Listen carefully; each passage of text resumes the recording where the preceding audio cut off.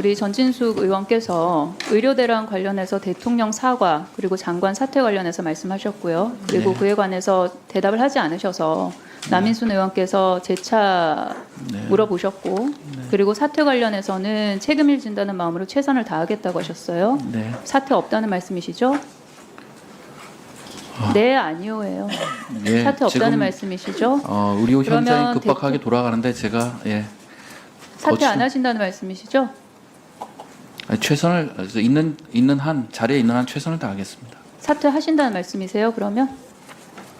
그건 아니고 제가 지금 사퇴한다 안 한다고 말하는 것 자체가 적절치 않은 것 같습니다. 아니, 그렇게 의원님. 제가 여쭙잖아요. 안 하신다는 말씀이시죠? 현 자리에서 최선을 다하겠습니다. 우선은. 네, 그럼 예. 안 하시는 걸로 해석을 하도록 하겠습니다. 관련해서 대통령 사과가 필요하다라고 생각하십니까?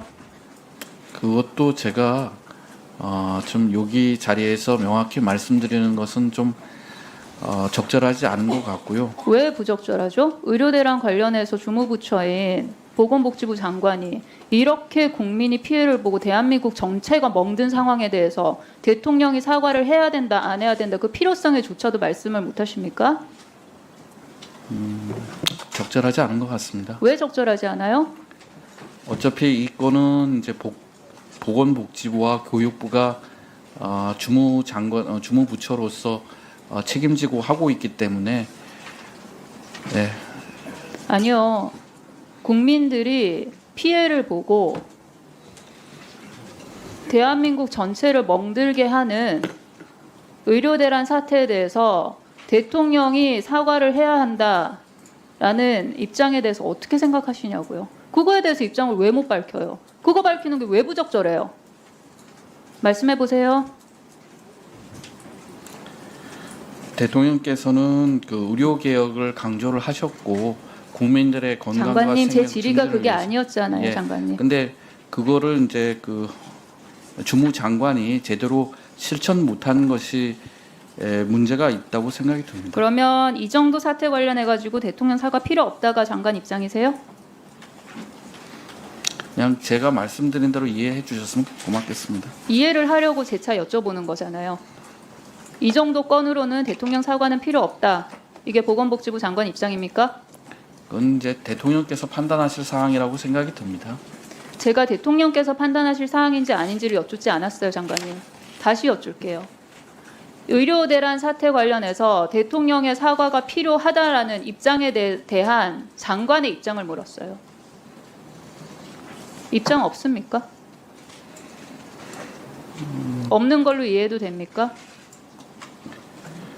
국민들이 어떤 고통을 받든 말든 대통령 사과가 필요하다라는 입장에 대해서 장관은 그냥 뭐 입장이 없는 겁니까? 그렇게 이해해도 됩니까, 장관님? 지금 사태에 대해 가지고 이게 그 우리나라 의료 시스템을 이제 업그레이드하기 위한 그런 걸로 실천을 했고, 다음에 장관님, 실천 과정에서 장관님, 예, 제 질문에 답 좀 해주세요.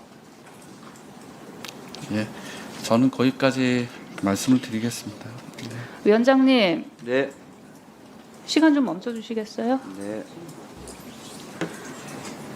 질문을 하는데 제가 처음 하는 것도 아니고요. 같은 질문에 대해서 장관이 이렇게까지 답을 안 해도 됩니까, 위원장님? 장관님 답변하실 수준 아실 수 있는 수준이라도 답변을 좀 해주시죠.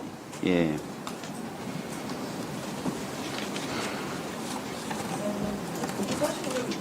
질이 중요해가지고. 네, 그 대통령께서도 지금 의료 현장에 대해서 잘 알고 계시기 때문에 그건 대통령께서 결정하실 사항이지 제가 뭐 판단할 사항은 아닌 것 같습니다. 그러면 보건복지부 장관 조규홍 장관의 입장은 이번 의료대란 관련해서 대통령 사과 관련한 거는 대통령께서 알아서 판단할 거지 나는 모르겠다. 그렇게 확인하고 넘어가도 되겠습니까?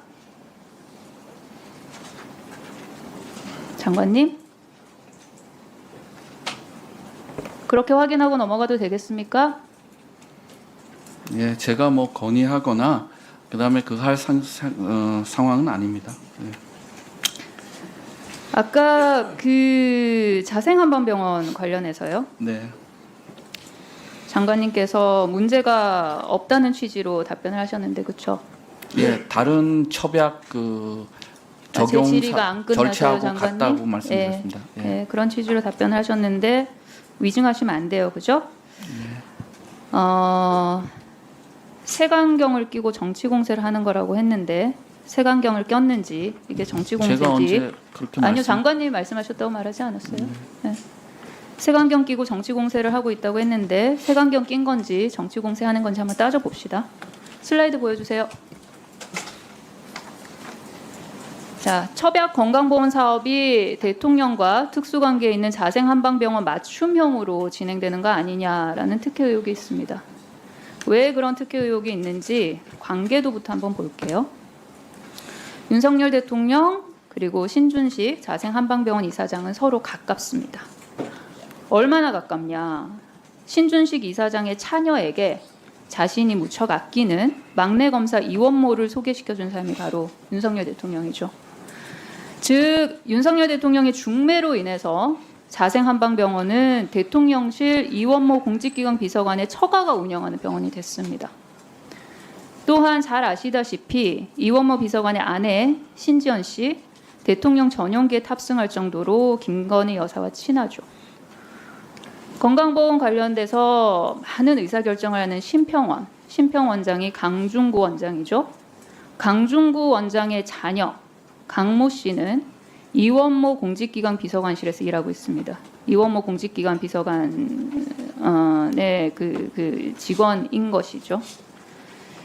요 관계도를 기억을 하면서 다음 슬라이드 볼게요. 올해입니다. 24년 4월 29일부터 시작됩니다. 처박 건강보험 2차 시범 사업이죠. 그런데 이 2차 시범 사업은 1차 시범 사업에 비해서는 대상 질환 그리고 대상 기관을 확대를 합니다. 급여 기준 역시 완화했습니다. 왜냐하면 1차 시범 사업 당시에 처박의 치료 효과를 확인은 했는데 코로나19 장기화로 실집행률이 고작 4% 정도에 불과했기 때문이죠. 해당 사업 확대하는 것은 바람직한 방향이라고 생각합니다. 그런데 문제는 의심스러운 정황이 자꾸 발견이 된다는 거죠.